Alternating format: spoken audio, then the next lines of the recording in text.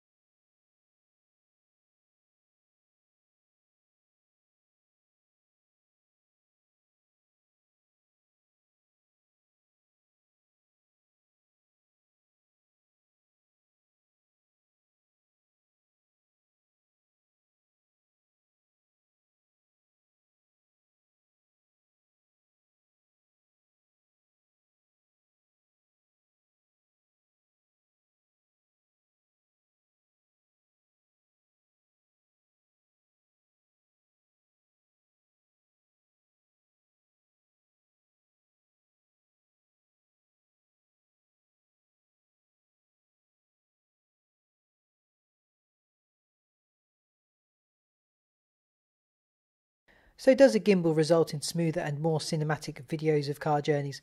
Is it worth spending your hard-earned money on a gimbal for your GoPro 6? The answer to this will vary from person to person, and only you can answer these two questions. I should point out that I didn't receive anything in making this clip, and that all footage is captured using a GoPro 6 and a GoPro 6 and WG wearable gimbal that I had to pay for myself.